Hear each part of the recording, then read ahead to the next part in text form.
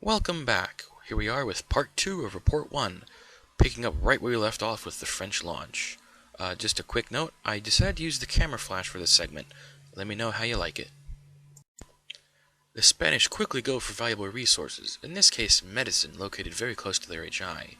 They end their turn with a launch, El Dorado, a custom hoist from the Return of Davy Jones, my own set, and La Muerta Rapida, another custom ship from the same set, and the Squid Intermediaro. The Americans look to make a trading port in French waters, similar to what the French did to them. The Cursed bought a town upgrade and claimed the food island that they share with the Spanish. The die in the picture is incorrect. It should read 5 instead of 6. The pirates have agreed to a trade deal with the French. Here they send the Foresight and the Hades Flame toward the recently constructed French trading port. The recently launched French gunships move out, destination the other side of the portal. The Superb looks to traverse it, while the Lion looks to explore it. The hired English subs harass pirate runners, ramming them from underwater. They have already taken the Bonnie Liz, Snipe, and Bloody Jewel out of commission. The English finish their turn with a launch, the HMS Pride with Lord Cutler Beckett, the HMS Benjamin, a custom ship of mine, plus Robert Blake, the HMS Interceptor, with First Mate Ismail and a helmsman, HMS Alexander, HMS Bath with a helmsman, and finally HMS Half Moon. The Americans make a town on the Metals Island by the French, the first step to creating a trading port. Icebergs damage the submerged Hephaestus, throwing a wrench into the plans of the English. The Rolling Fog catches American runner scouts, and also takes in the HMS King Edward by the English HI. The pirates have built the Devil's Maw on the northern portal, giving them access. The Amity comes out of a whirlpool from the south, where she grabbed food before the Cursed claimed it. The pirates used chain towing to get the Bonnie Liz back. Le Bonaparte and Le Hercule pass close to the English waters.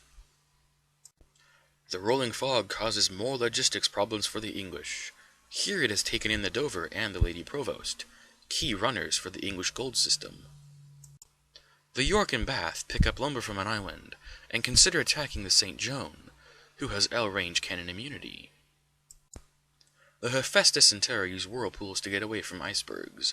They look to repair at Fort Royal. A wide shot of the north.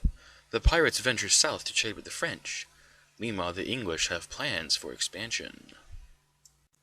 The Spanish built Fortaleza Dorada on their colony island.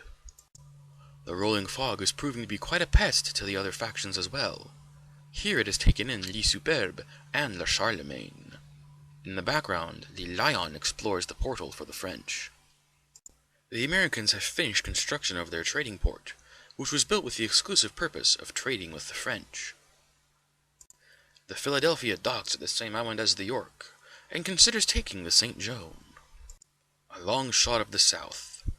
The Spanish have grown quickly, putting forth most of, if not all, of their gold bonus ships in our collection. The Cursed have not grown as much, having only made one launch. The Americans, on the other hand, are doing quite well, though they are gathering their gunships near the French trading port. The pirates end their turn with a launch, putting forth several ships.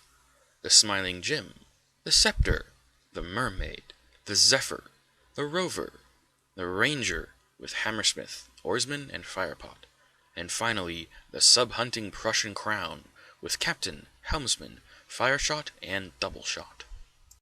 The Prussian Crown tries to attack a submerged sub and manages to remove one segment, but her Doubleshot backfires, removing one of her masts.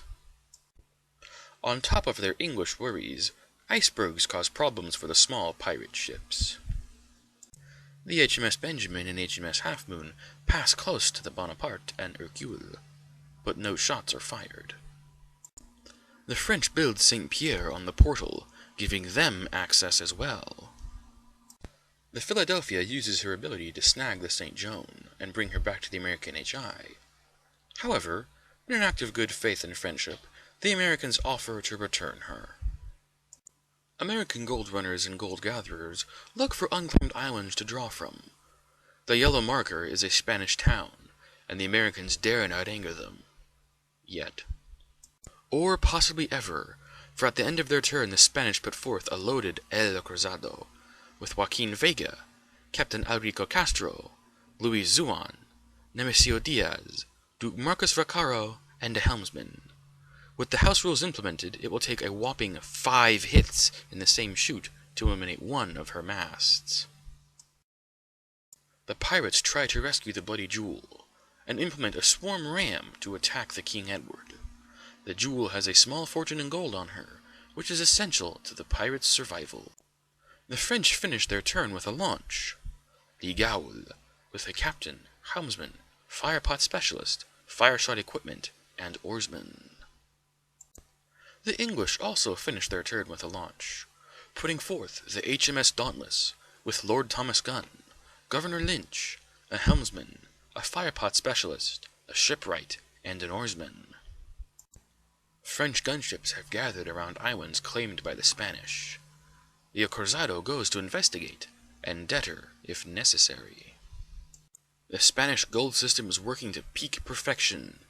They have taken in over 400 gold in medicine resources. French and American ships mingle in the Eastern Ocean. Meanwhile, La Triomphe is stalled in fog. The Cursed upgrade their town to a trading port, denying Americans easy access to the food island. The Mobilis uses her built-in cancelling to cancel out Jean Lafitte, the pirate fleet admiral. The pirate ships attack much larger English ones, with some success, as the Interceptor loses a mast to a ram. The HMS King Edward tries to hold off the pirate attack by herself, but she is losing ground. The English have vast stores of lumber, spices, and finished goods saved up, and have bought a town upgrade. Making a strategic sacrifice, the Dover uses a double action to touch and explore the King Edward, getting Captain and Helmsman Hermione Gold to safety. From east to west in the Northern Theater, the Dauntless is on its way toward the pirates, and the Prussian crown looks to head her off. The King Edward is slowly losing her battle to the Ranger, with the Interceptor and York under attack, but still taking resources. Meanwhile, the French are peacefully gathering resources in the background. From east to west in the Southern Ocean, the French have a strong position around a claimed Spanish island, with more support ships on the way. The Aberdeen Baron takes resources for the English, and considers attacking the intruding Americans. The Cruzado is slowly making her way toward the French. Will there be conflict? Food is not a valuable resource right now, but medicine is, and the Spanish look to trade medicine for food at the Cursed Trading Port, the first instance of trading in the game. The Conception gets things going, leaving a large amount of medicine, taking an equal number of food, and paying the Cursed 2 gold for every food token taken. A huge windfall for the Cursed. The Spanish upgrade their colony to level 2, and the Americans bravely take resources from under the English. The Americans also trade with the Cursed, and like the Spanish, they trade medicine for food, and pay the Cursed 2 gold for every food token taken. Another huge windfall for the Cursed. The Cursed load up the traded medicine and head for their home island as quickly as possible. They are helped along with trade currents left behind by the Celestin. The English got Hermione Gold off the King Edward just in the nick of time. Alas, the King Edward succumbs to the firepower of the pirates. However, looks are deceiving as the Dauntless is not far away. Before the Dauntless arrives, however, the Dover shoots a gap and tries to avenge the fallen King Edward, but to no avail. The Prussian crown looks on. Resources are due to change, and the Spanish cash in all of their stockpiled medicine to take in 960 gold. That, combined with what was on their HI already, gives them over 1,000 gold. The Foresight has traveled around the French HI to the west, putting her dangerously close to the edge of the earth. Rolling fog has taken her in, and the pirates are hoping that the fog does not go over the edge, taking the Foresight and trade goods with it. The Americans finish their turn by building Thompson's Island on the middle 3D island. Alas, the pirates' worst fears were realized as the rolling fog disappeared over the edge, taking the foresight with it. However, on a more positive note, the pirates claim a medicine island and hope to upgrade it soon to a trading port to trade with the French. The Prussian crown engages the Dover and Dauntless, but could she be outmatched? The French end their turn by purchasing a trading port upgrade, which causes many a head-scratching, since the French do not have a town anywhere to turn into a port. Alas, more woes for the pirates. The Prussian crown was overmatched handily by the Dauntless. With their vast riches, the Spanish purchased 3 trading port tokens and looked to upgrade their claimed islands in the Northeast Sea. The pirates try to fight back, but also to no avail. The Prussian crown's fire spreads, and the Ranger and Darkhawk II are only able to take out the rearmost mast of the mighty English warship, and pin themselves in the process. However, in an ominous move, the pirates awaken the Kraken at the end of their turn. The French take a Spanish town for their own.